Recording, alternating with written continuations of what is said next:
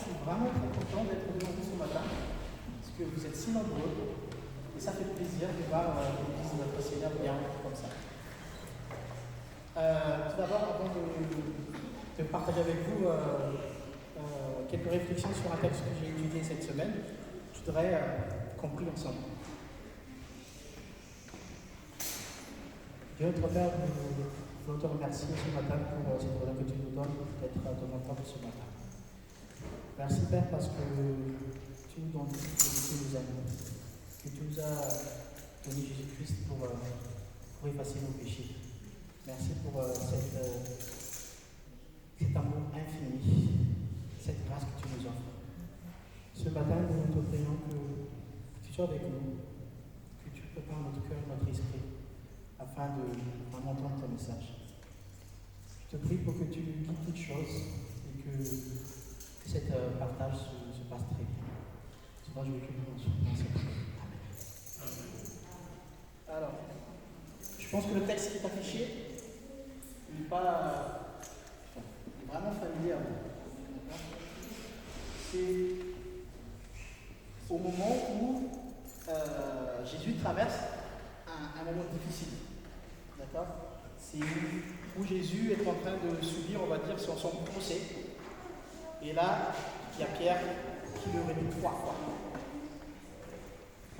On connaît bien ce texte, et donc ce qu'on retient, c'est que voilà, le corps qui chante et Pierre a remis 3 fois Jésus-Christ.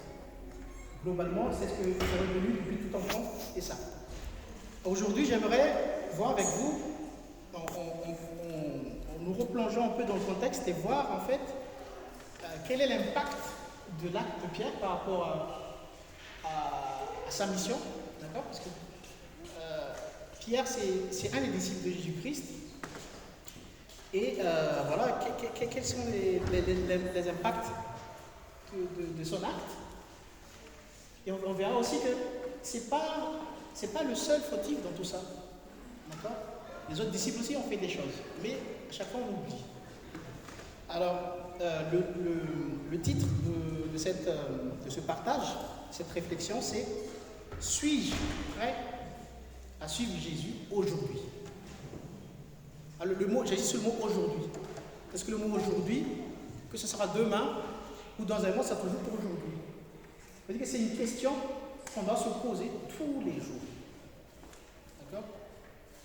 Alors, pour répondre à cette question, j'aimerais d'abord avoir votre réponse. Vous êtes prêts à suivre Jésus aujourd'hui? Je pense que vous dites oui. Et je sais que vous êtes sincère. Mais est-ce que vous mesurez dans quoi vous vous embarquez quand vous dites oui, je suis prêt à suivre Jésus? Quand vous dites je vais suivre Jésus, est-ce que vous mesurez les épreuves que vous avez traversées?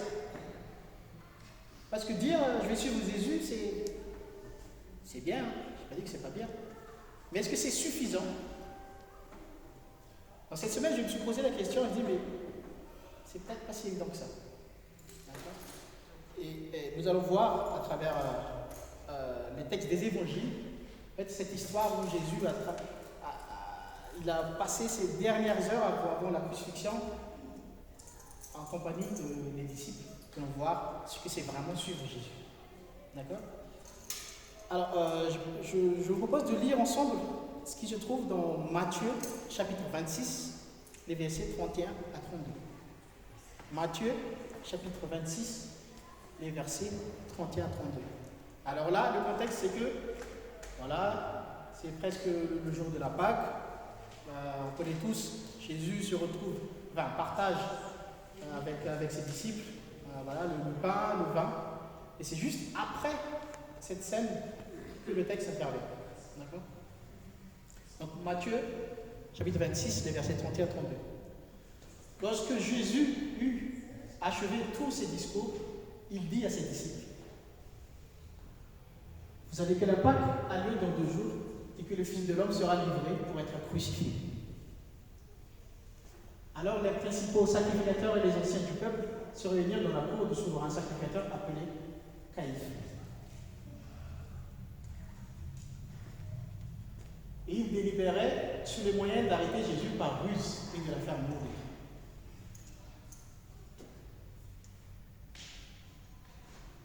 On peut remonter, je pense que je me suis trompé de.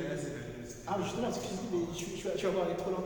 C'est 26, verset 31 à 32. Verset 31 à 32.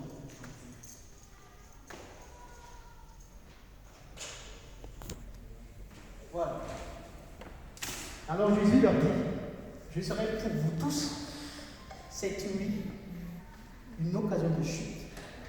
Car il est écrit, je frapperai le berger et les brebis du troupeau seront dispersées. Alors Jésus leur dit,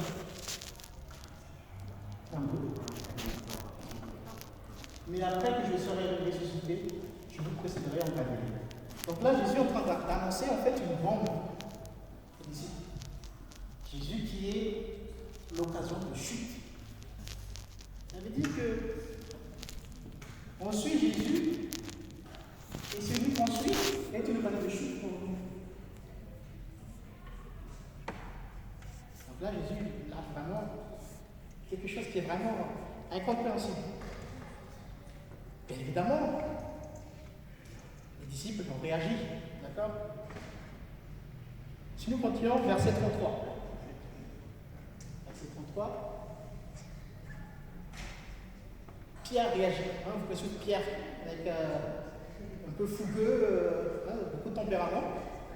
Pierre, prenant la parole, lui dit, quand tu serais pour tous une occasion de chute, tu ne le seras jamais pour moi. Pierre prend la parole. Je dis, c'est bien, Pierre qui dit ça, Pierre qui défend. Mais est-ce que Pierre est sincère? Oui. Est sincère? Alors, on va peut-être lire ce qui se passe dans Luc, chapitre 22, les versets 24 à 27. Les évangiles racontent à leur manière, chacun à leur manière, en fait, Matthieu, Marc, Luc, Jean, cette histoire. Et on va voir comment Luc traduit les choses. Luc, chapitre 22, les versets 24 à 27.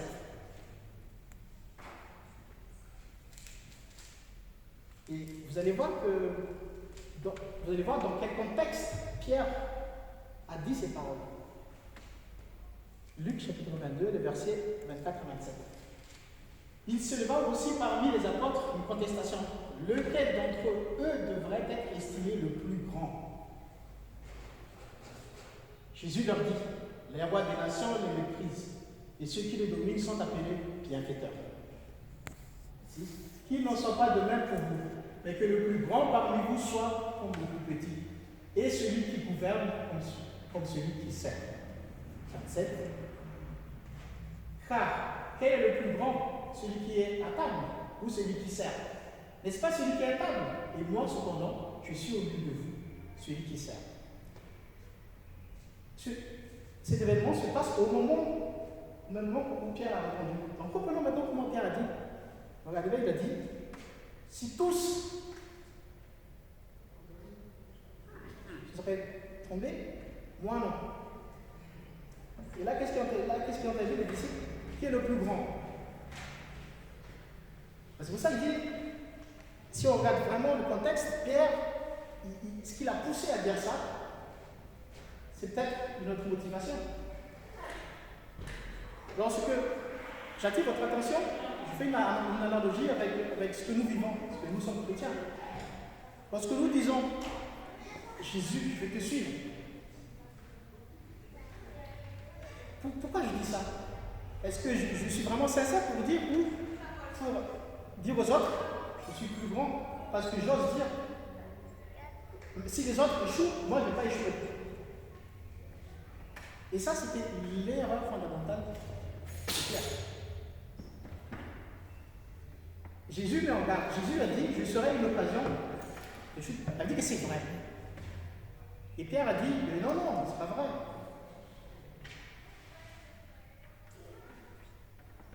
Et comment les autres ont réagi? Si nous revenons sur... donc Jésus a tout de suite répondu. Matthieu chapitre 26, verset 34. Matthieu chapitre 26, verset 34. Donc, à partir du moment où Pierre a dit non, non, si ça c'est pour les autres, c'est pas pour moi. Jésus a dit. Qu'est-ce que Jésus a dit? Jésus lui dit, je te dis en vérité, cette nuit même, avant que le coq chante, tu me réveilleras 3 fois. Jésus répète encore une fois. Il te met en garde. Pierre. Voilà ce qui va se passer. Et comment Pierre il a réagi? Le verset suivant, 35. Verset 35. Pierre lui répondit, quand il me faudrait mourir avec toi, je ne te réveillerai pas. Et tous les disciples vont dire la même chose. Parce que Pierre a dit, même si je vais mourir avec toi, j'irai. Et les autres aussi disent, ben ouais, mais nous aussi. En fait, les disciples ont répondu complètement à côté. Parce que ce qui les a motivés à dire ça, c'est parce qu'ils veulent paraître plus grands par rapport aux autres. Et Jésus a dit, non, c'est pas ça. Donc, nous, actuellement, en tant que chrétiens, qui suivent Jésus, je ne doute pas de votre sincérité, mais posons-nous à chaque fois la question, pourquoi je suis Jésus?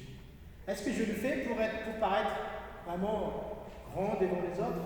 Est-ce que je le fais vraiment pour suivre Jésus parce que c'est la vision que j'ai prise? Parce que être chrétien, c'est ça.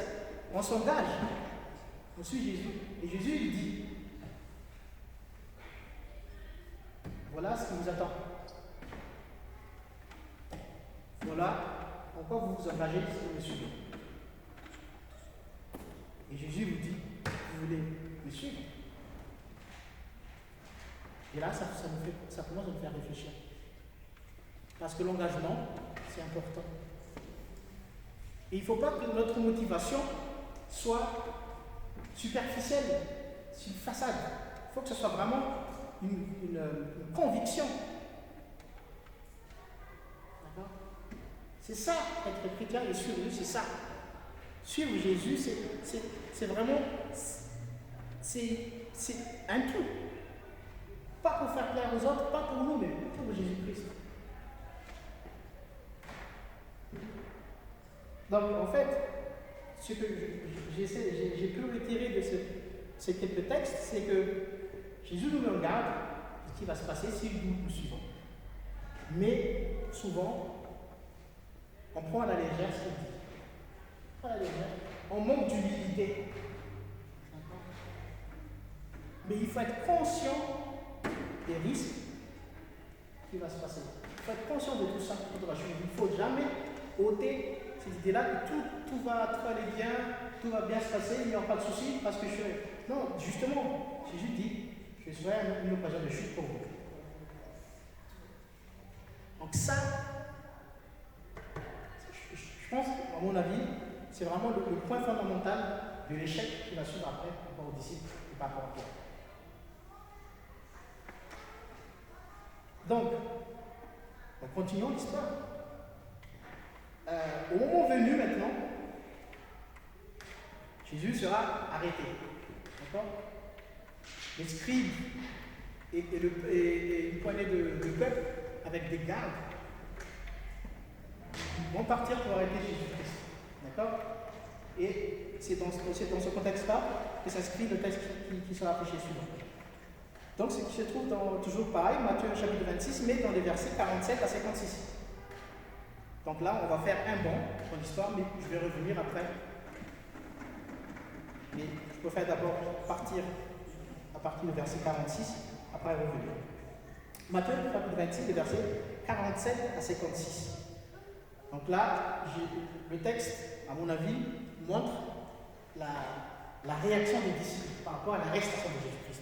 Parce que là, maintenant, c'est la mise en pratique de ce que c'est sur Jésus-Christ. Tout à l'heure, c'était la théorie. Maintenant, c'est la mise en pratique.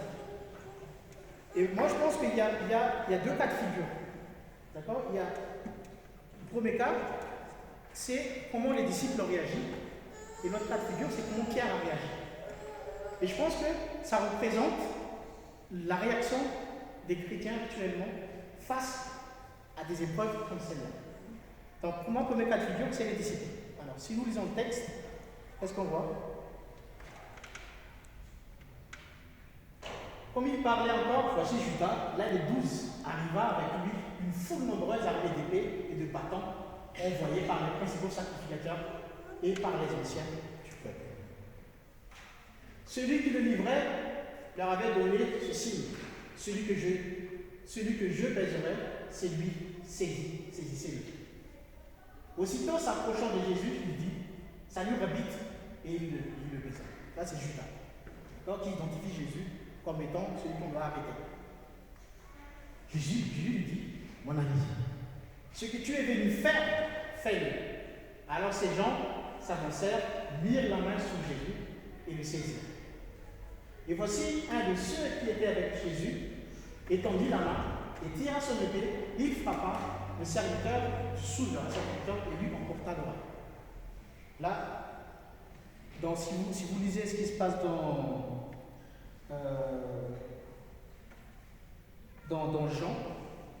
Jean, il précise bien que c'est Pierre qui agit ici. D'accord? Mais ce n'est pas précisé là. Alors Jésus lui dit, remets ton épée à sa place, car tous ceux qui prendront l'épée périront par l'épée.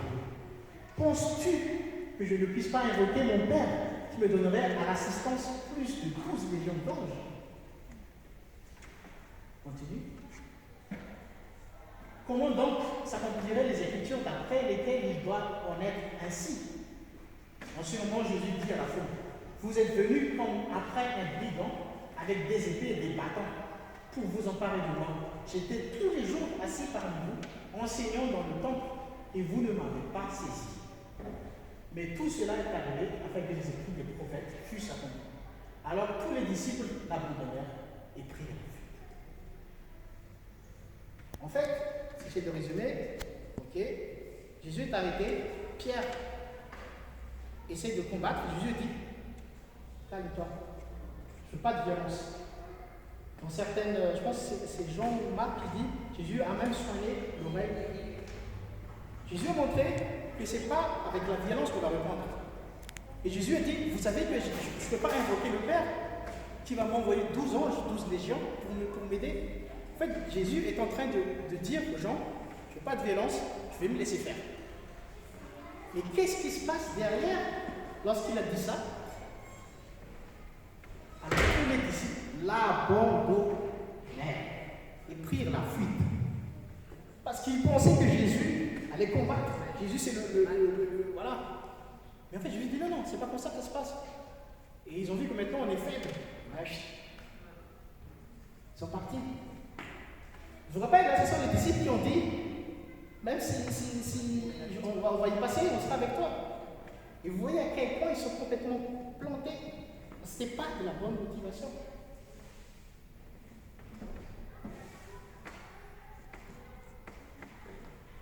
Ils l'ont abandonné, ils ont fui. Et la question, c'est que, pourquoi ils ont fui? Je pense que vous êtes tous d'accord avec moi. C'est par rapport à la peur. Ils ont peur. Parce qu'ils voient maintenant que, oh là là, en fait, ça va se passer autrement cette histoire. On va tous y passer. On a peur. Et on fuit.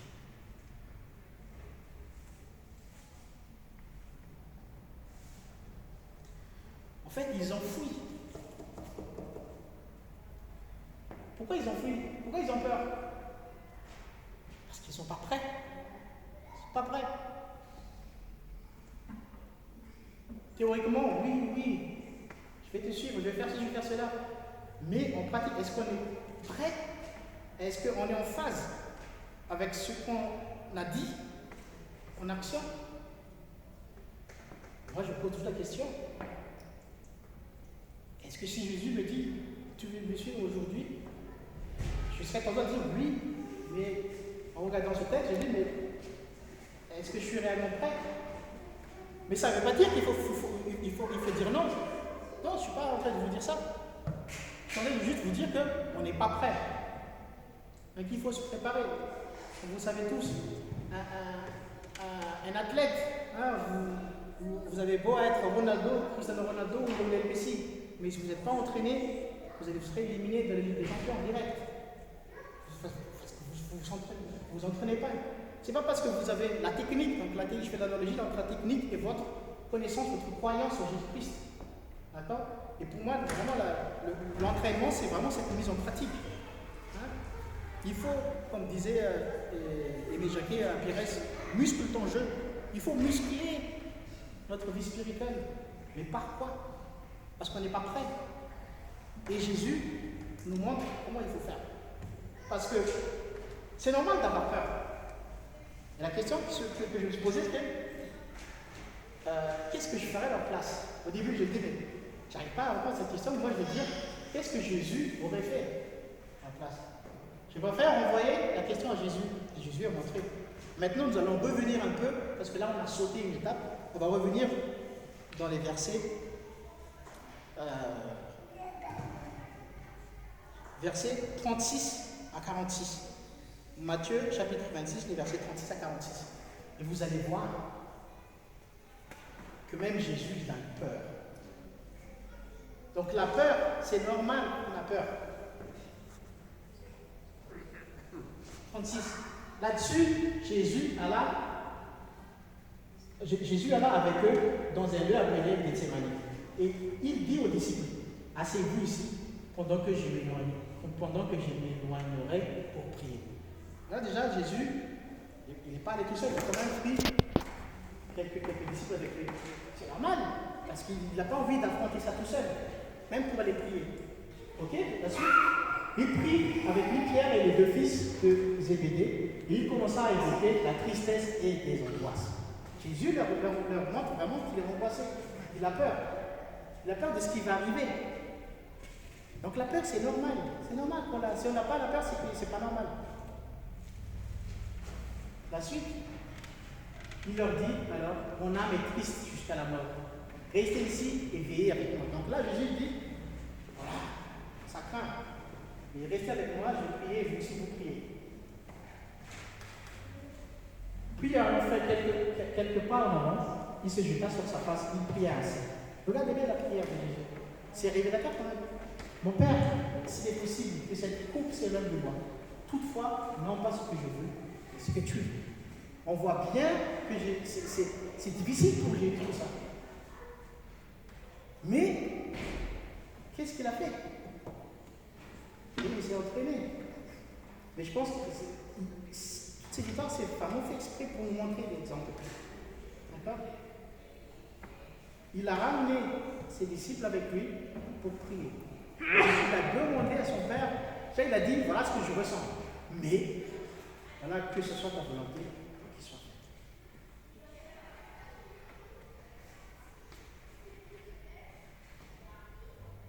Et il va vers les disciples qu'il trouva endormis. Et il dit à Pierre, vous n'avez donc pas veillé 1 heure avec moi? Là, l'arrestation n'est pas encore là. Jésus a prié, il revient, il voit les disciples non, en train de dormir. C'est normal, ils ne sont pas entraînés. Ils n'ont pas de résistance. Et Jésus dit, mais même pour 1 heure, vous n'avez pas me soutenir pour 1 heure. Après, Jésus est parti pour prier une deuxième fois. Il a dit, veillez et priez afin que vous ne tombiez pas dans la tentation. L'esprit est bien disposé, mais la chair est faible. D'accord? Donc pour nous, les chrétiens, comme je vous disais tout à l'heure, je sais que vous êtes sincères quand vous dites, je veux suivre Jésus. Ça, c'est sincère. Mais c'est la chair, notre corps qui nous lâche. Hein? Donc d'entraînement, il faut muscler. Donc d'entraînement, il faut muscler notre vie spirituelle, il faut muscler par la prière. Pour. Tu peux ouvrir s'il te plaît? Voilà. Veillez et priez afin que vous ne tombiez pas dans la tentation. C'est ça. Il faut prier, il faut veiller.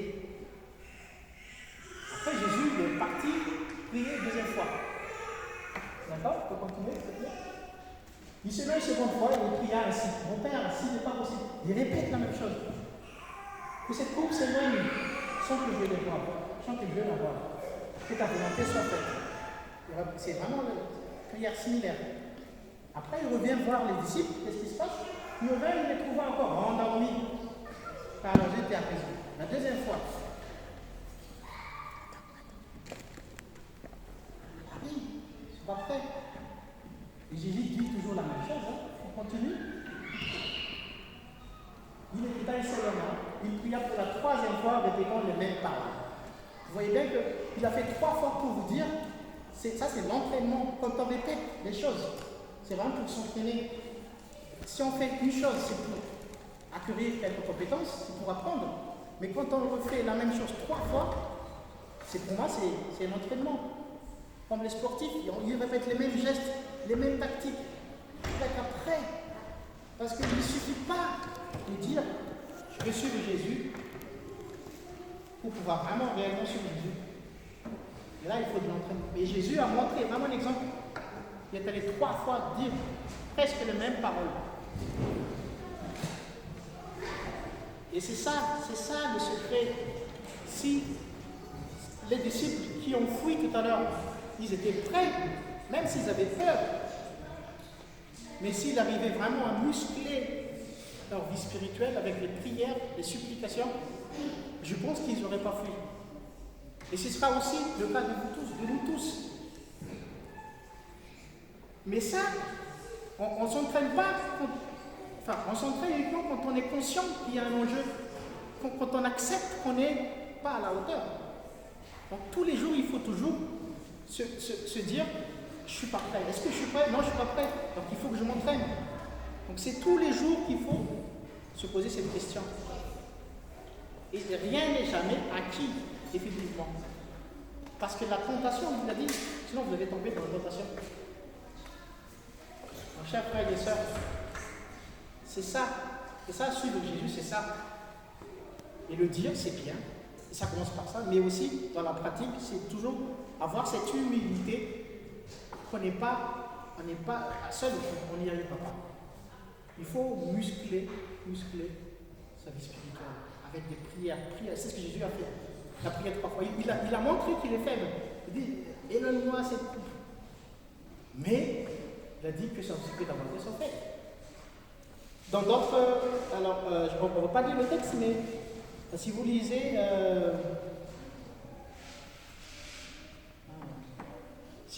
Luc, chapitre 22, les versets 39 à 46,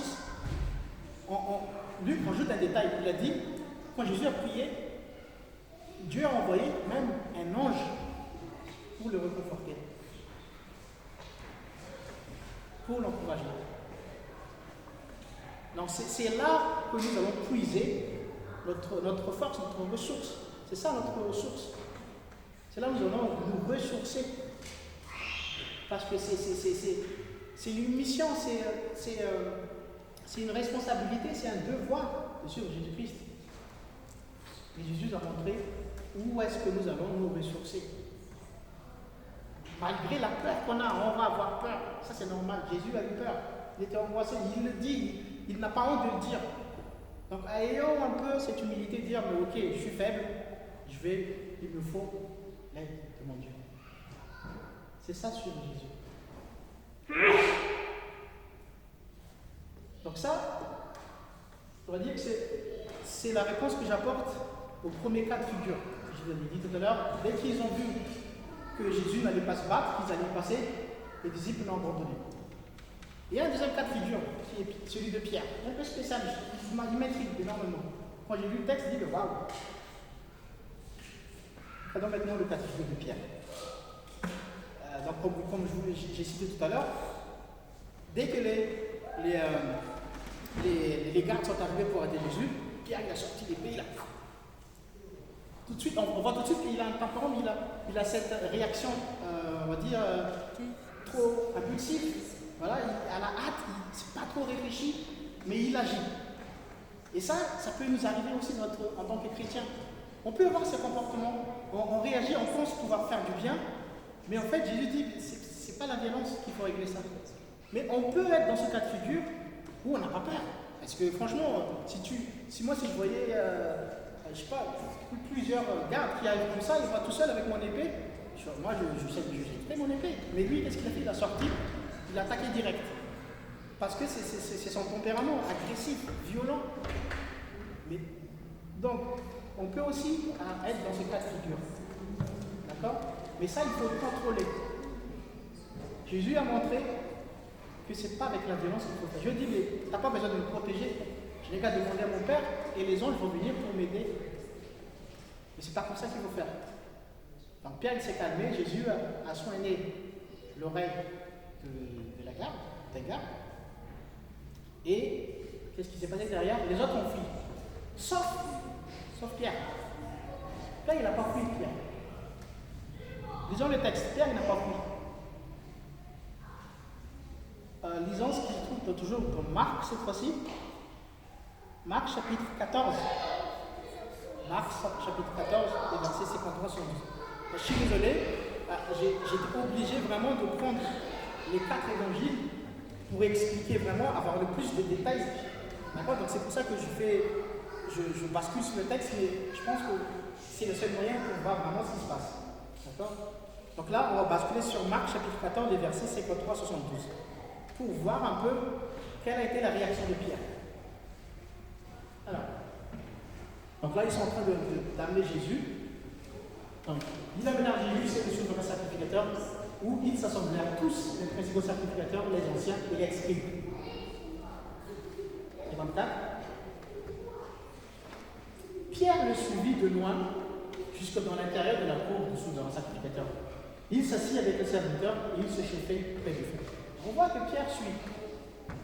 Ça veut dire que le chrétien qui est fougueux, qui a beaucoup de tempérament, il suit quand même. Il a du courage. Il n'a pas peur. Parce que moi, je pense, ça c'est mon avis personnel, je pense que Pierre n'a pas peur. Il a quand même suivi. Pierre n'a pas peur, pas comme les autres. On continue la lecture. Les principaux sacrificateurs et tous les sang et draps cherchaient un témoignage contre Jésus pour le faire mourir et ils n'en trouvaient point. Donc là, Jésus est face à son procès. Les sacrificateurs essayent vraiment de le rendre coupable. Donc il essaie de faire des faux témoignages, il essaie de faire tout, imaginer des tas de choses. Mais ça ne marche pas. Parce que Jésus, il est juste. Il n'y a pas de faute, il n'y a pas de raison pour qu'on arrête. D'accord? Donc voilà, car plusieurs rendaient des faux témoignages contre lui, mais le témoignage ne s'accordait pas. D'accord? 57. Quelques-uns se lèvent et portaient un faux témoignage contre lui, disant, donc là, nous l'avons maintenant. On peut continuer. Pas trop vite. Jusqu'au. Oui, encore une fois. 6, 64. Encore. Donc là, il raconte vraiment les moments difficiles que Jésus a vécu. Et sachant que Pierre, il est à côté. Jésus est en train de subir son procès, qui est vraiment un faux procès, et Pierre est à côté. Voilà. Pendant que Pierre était en bas de la cour, il vint une des servantes sur un sacrificateur. Voyant Pierre qui se chauffait, elle le regarda et lui dit, toi aussi, tu étais avec lui de Nazareth. Jusque-là, Pierre a suivi. Maintenant, il est face à son épreuve. Une servante l'a remarqué, dit, mais toi aussi, tu étais avec lui. Et qu'est-ce qu'il a dit? Il le nia. Il a dit, non, je ne suis pas avec lui. Je ne sais pas, je ne comprends pas ce que tu veux dire. Puis il sortit pour aller dans le vestibule et le coq chanta. Souvenez-vous, c'était le Père qui disait, qu'est-ce qu'il disait? Je mourrais même pour toi, qu'est-ce que c'est? Et là, tout ça nous dit qu'il n'était pas, c'est ça qu'il a dit. On continue l'histoire. Il a été appelé une deuxième fois par la même servante.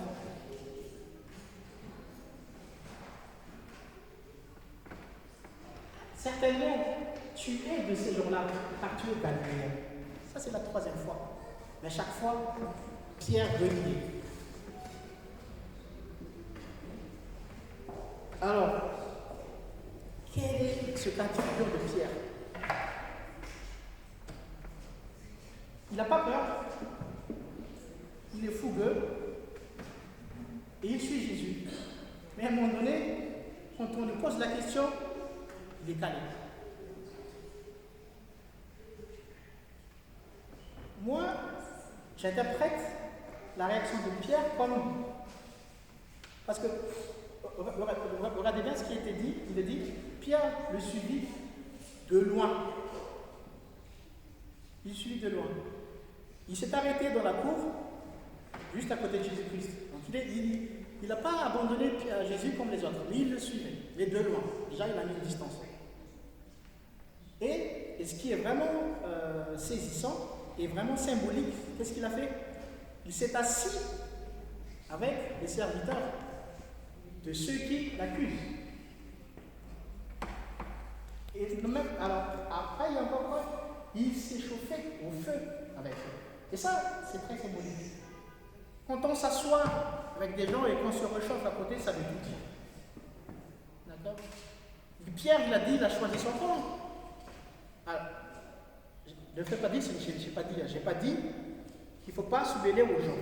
J'ai dit, là, ce sont ces gens qui accusent Jésus, qui ont les détracteurs de Jésus, qui ont en train de leur faire un procès qui n'est pas du tout juste.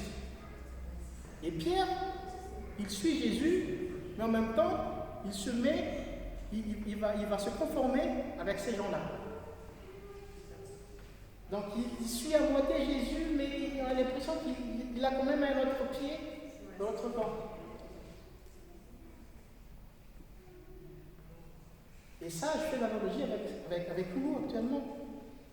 On suit Jésus, mais on ne s'abandonne pas entièrement. On suit Jésus de loin.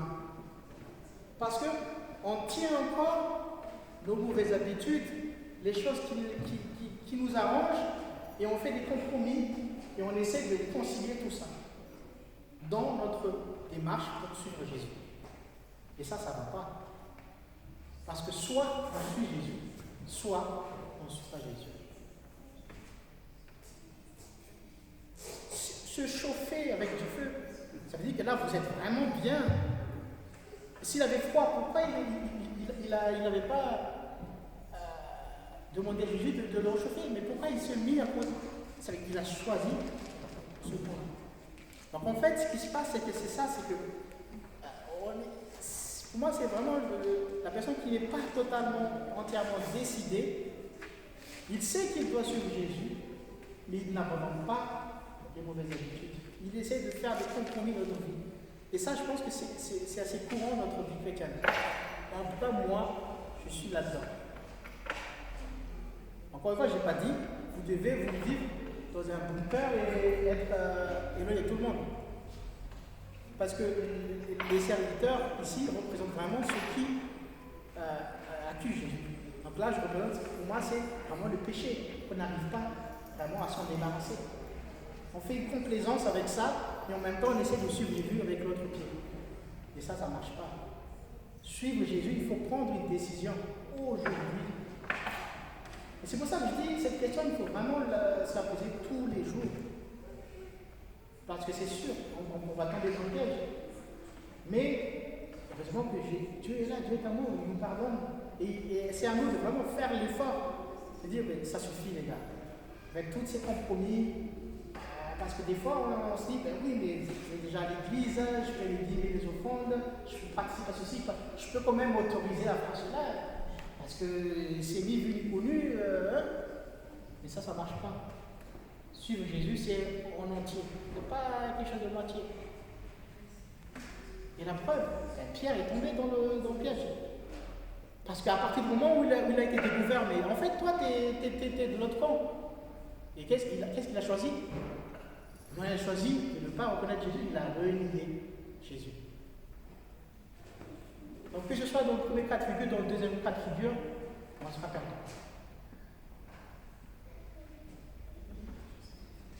Donc chers frères et sœurs, ce que je voudrais vous dire ce matin, c'est que suivre Jésus, c'est pas facile. Il faut reconnaître qu'on est faible. Il faut avoir l'humilité. qu'on a besoin de Dieu. Il faut muscler sa vie spirituelle avec des prières. Répéter. Jésus a répété trois fois la même chose. Et troisième fois. Suivre Jésus, c'est vraiment en entier. C'est pas à moitié, c'est en entier. Et pour vous convaincre, parce que là j'ai laissé très vite parce que déjà on n'a pas le temps, mais si vous lisez les textes tout à l'heure, mais c'est dur. Hein. Les gens lui ont craché dessus. Ce sont les sacrificateurs, les gens qui sont censés connaître la loi, lui ont frappé, donné des coups de poing. Et pourtant, Jésus n'a pas abandonné. Il faut toujours garder Jésus comme modèle. Jésus n'a pas abandonné, il est allé jusqu'au bout pour nous sauver. Il n'a pas dit, Titou, je te réunis. Non, je ne te connais pas. Dina, je ne te connais pas. Non, Jésus n'a pas dit ça. Il a montré qu'il était angoissé, qu'il était mal, que c'est dur, mais il l'a accepté. Il ne nous a pas rejetés. Il ne vous a pas renié. Alors ne le reniez pas. Que ce soit vraiment une motivation pour nous, pour chacun de nous, de dire, mais je vais muscler mon jeu. Parce que Dieu, Jésus, ne m'a pas abandonné. Alors que tous l'ont abandonné. Malgré le fait qu'il disait, mais non, je vais mourir pour toi. Mon cher frère et soeur, c'est ça son objectif. J'espère que, à partir de maintenant, vous allez comme moi se poser tout le temps cette question tous les jours. Parce que s'entraîner, c'est vraiment la définition de s'entraîner, c'est refaire la même chose régulièrement. Ce n'est pas un objectif qui est atteint et c'est bon, c'est fini, on passe à autre chose. Non. Un champion, il a toujours besoin de garder son titre. Il doit continuer à travailler, à s'entraîner. Parce que dès qu'il arrête, il va tomber, il va perdre. On parle pour nous. Afin qu'on ne tombe pas dans la tentation, il faut qu'on muscle notre vie spirituelle. Il faut prier. C'est ça. C'est ça sur Jésus. Jésus ne nous a pas abandonnés. Gardez bien ça dans votre esprit. Il ne nous a pas reniés. Après, le texte arriva ce qui est arrivé. Le coq a chanté, c'est là que Pierre s'est rendu compte qu'il était complètement côté. Qu'il n'avait pas d'humilité, qu'il était tombé dans le piège. Là où il était vraiment triste. Mais malgré tout ça, ce qui est bien, c'est que Pierre il a pu se remettre debout et a pris une leçon par rapport à ça. Donc si un jour vous tombez dans le piège, il ne faut pas se dire c'est fini, c'est mort. Justement, il faut se relever, il faut continuer à s'entraîner, il faut continuer à prier et se dire ok, je vais te suivre Jésus.